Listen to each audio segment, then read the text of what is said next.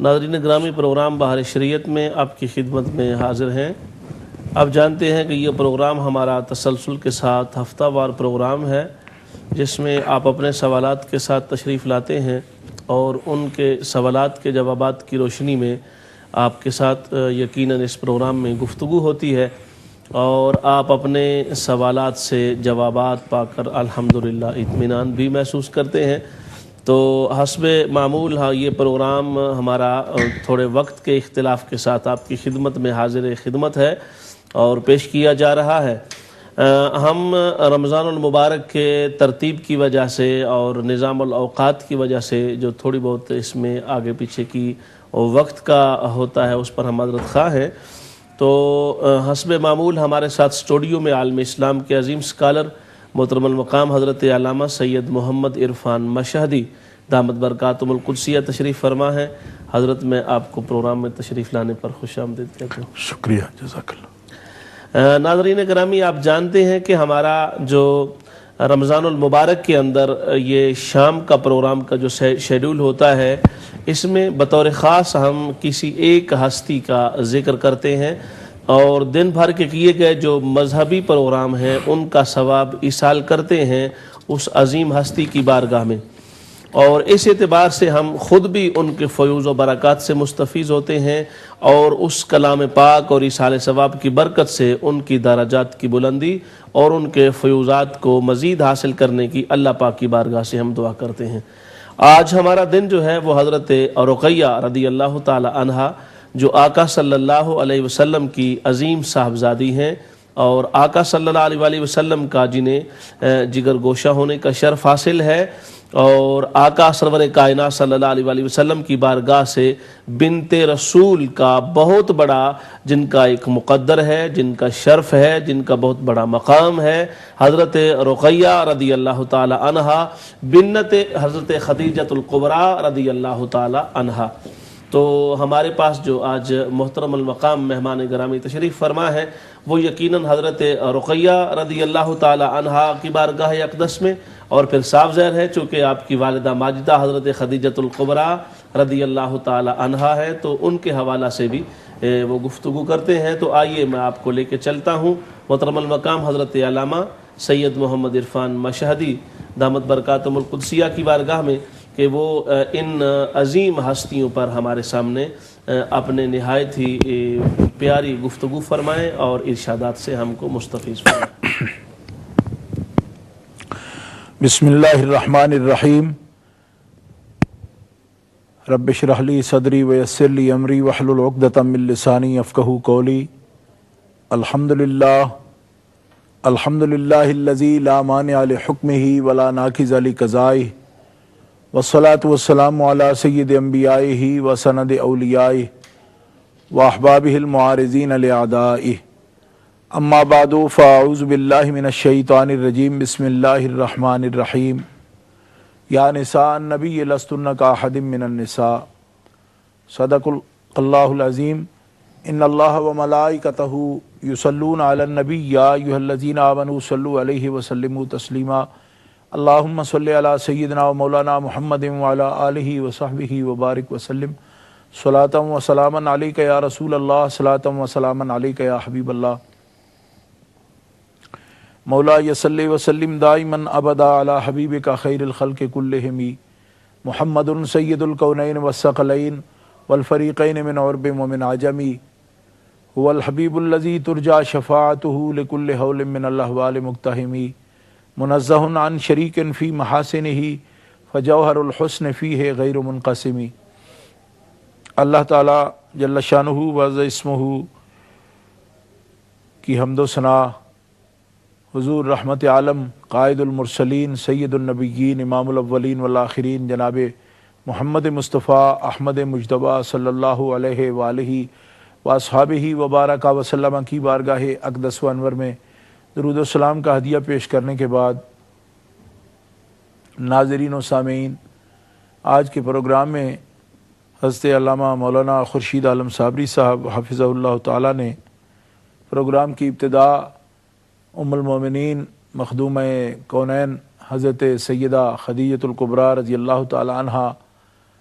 اور بنت رسول کریم حضرت سیدہ طیبہ طاہرہ حضرت رقیہ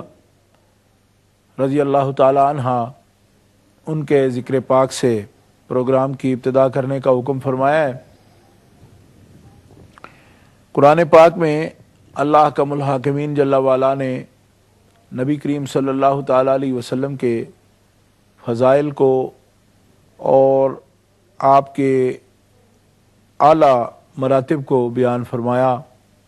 اور نبی پاک صلی اللہ تعالی علیہ وسلم کے فضائل کے ساتھ آپ کے حیات مبارکہ کے جو شریک لوگ ہیں اور آپ کے ساتھ جن کو نسبت ہے، ان کے فضائل اور کمالات کسی نہ کسی حوالے سے قرآن مقدس میں، احادیث مبارکہ میں مذکور ہیں۔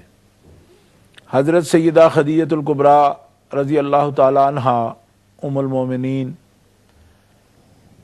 آپ کی تاریخ وصال 10 رمضان المبارک ہے،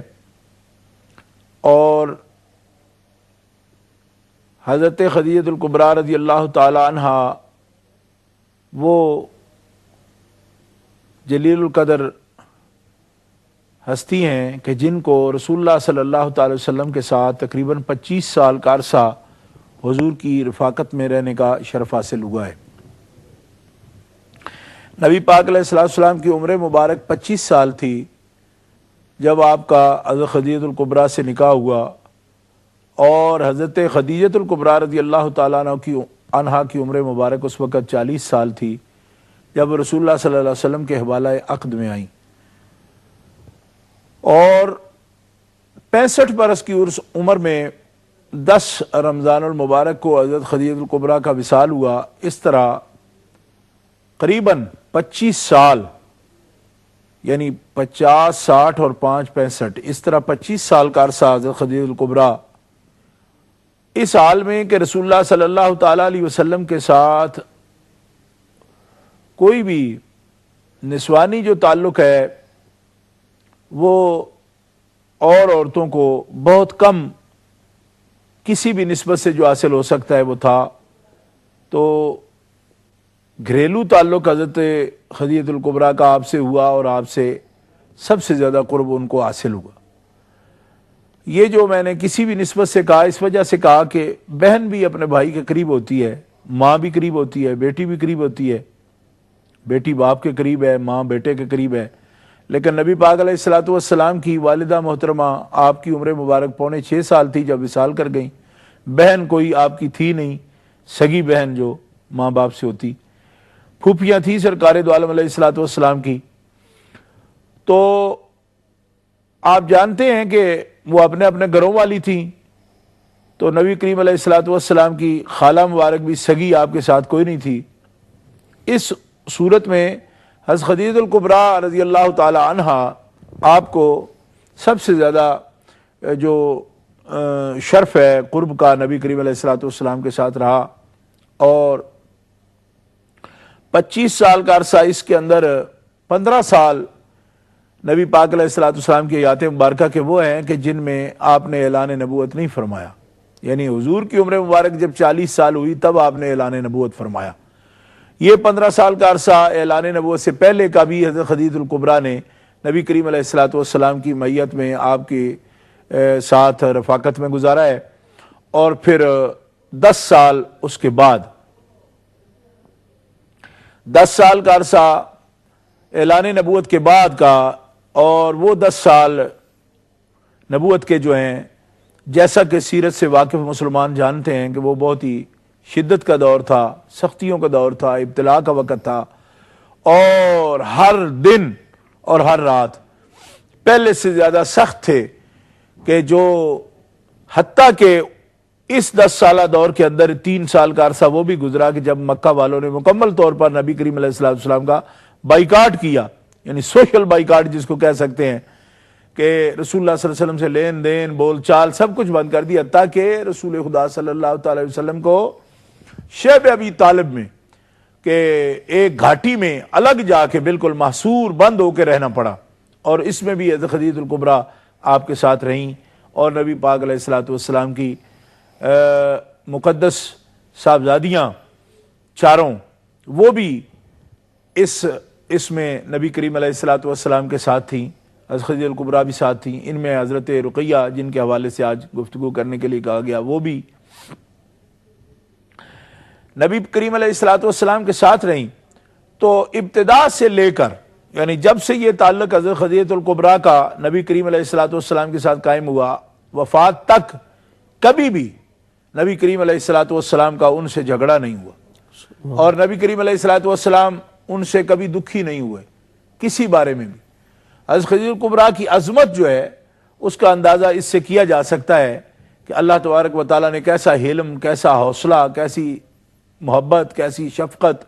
اور کس قسم کی لیاقت اور عقلی صلاحیتیں اور تدبر کی صلاحیتیں کتنی آپ کو عطا فرمائی تھی کہ وہ پہلی ام المومنین ہیں، مسلمانوں کی ماں ہیں، کہ جو اسلام کی بنیاد بنی ہے، دین اسلام کی دعوت کی بنیاد ہے وہ، اور ذاتی شرف کے اعتبار سے وہ نبی کریم علیہ الصلوۃ والسلام کے اعلان نبوت سے پہلے ان کا جو تعلق سرکار سے بنا تو وہ تجارت کے حوالے سے بنا کہ رسول اللہ صلی اللہ علیہ وسلم نے ان کو، حضرت خدیجہ الکبریٰ نے نبی کریم علیہ الصلوۃ والسلام کو تجارت کے لیے، جو شام کی طرف آپ کے قافلے تجارت کے جاتے تھے، تو اس تجارت میں نبی کریم علیہ الصلوۃ والسلام کو اپنے ساتھ شریک کیا، اور پھر نبی کریم علیہ الصلوۃ والسلام کو صادق پایا، امین پایا اور بابرکت پایا کہ حضرت میسرہ جو بعد میں مسلمان بھی ہوئے غلام تھے، تو میسرہ کو ساتھ کیا کہ وہ جا کے نبی کریم علیہ الصلوۃ والسلام کے احوال کو بھی دیکھیں اور ان کے ساتھ جائیں سفر تجارت میں۔ تو انہوں نے جو احوال بیان کیے حضرت خدیجہ الکبریٰ کے سامنے آ کے، وہ بھی حیران کن تھے کہ کس طرح صادق ہیں حضور، کس طرح امین ہیں، کس طرح دیانت رکھتے ہیں، اور کتنے شجاع ہیں اور کتنے حلیم ہیں کہ سفر کے اندر ہی کوئی بندہ آزمایا جاتا ہے کہ اس کے اندر یہ ساری صلاحیتیں کتنی موجود ہیں، یہ موجود ہیں بھی یا نہیں ہیں۔ تو میسرہ نے بھی جو آ کے حضرت خدیجہ الکبریٰ کو بتایا، وہ بھی اس بات کا سبب بنا کہ حضرت خدیجہ الکبریٰ نے مستقل زندگی کے سفر میں شریک کرنے کا ارادہ حضرت نبی کریم علیہ الصلوۃ والسلام کو فرمایا، اور آپ کے چچا جناب ابو طالب کو اور جناب حمزہ کو اس میں شریک کیا، اور ان دونوں کی مرضی سے نبی کریم علیہ الصلوۃ والسلام کے ساتھ ان کا عقد ہوا۔ تو جس وقت ان کا عقد ہوا تو میرے پاس اس وقت اس